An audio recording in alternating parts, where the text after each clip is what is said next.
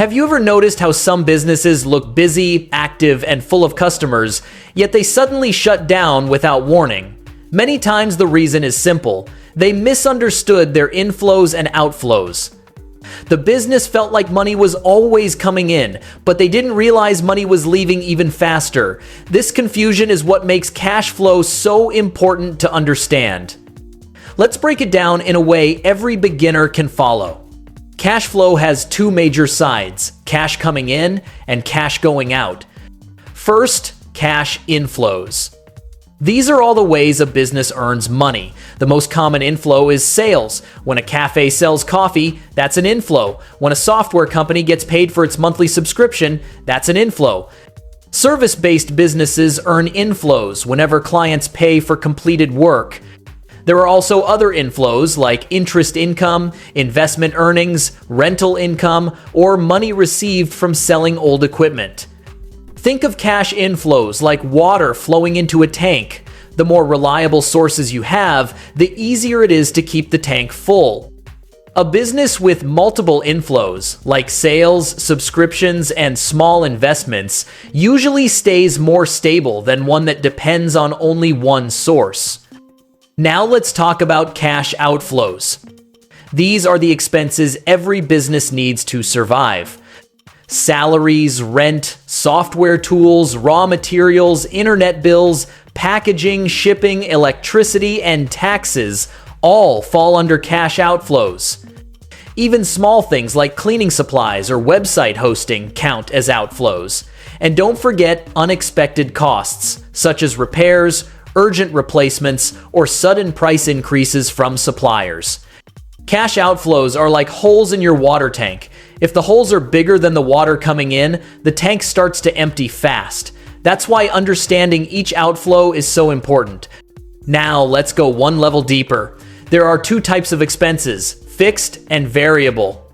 Fixed expenses stay almost the same every month.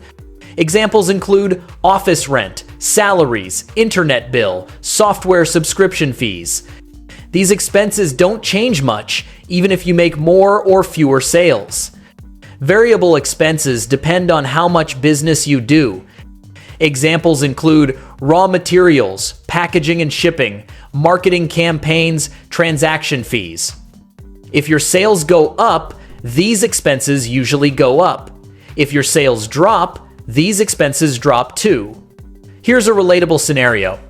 Imagine a small custom t-shirt printing business. The owner looked at profits and felt confident. Orders were increasing and revenue looked strong. But he forgot one thing: his fixed expenses. Each month he had to pay rent, software tools, electricity bills, and salaries. On top of that, his variable costs kept rising because ink and fabric prices increased. He miscalculated how these recurring costs worked together. Even though he was getting more orders, he didn't have enough cash left to cover monthly commitments. Within 6 months, he faced cash shortages and had to borrow money just to stay afloat. This is why timing matters. Sometimes money comes in late, but payments are due early. For example, a freelancer may complete a project today, but the client pays after 30 days. Meanwhile, the freelancer still needs to pay internet bills, rent, and software subscriptions on time. This timing gap can create serious stress even when business is growing. A good way to think about timing is like this. Cash flow is not about how much money you earn, but when you actually receive it. The more you understand this timing, the better you can plan and avoid last-minute shortages. In the end, understanding the components of cash flow gives every entrepreneur a huge advantage.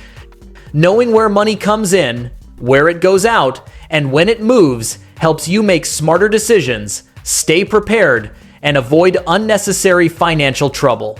Cash flow isn't just a finance topic. It's the daily reality of running any business.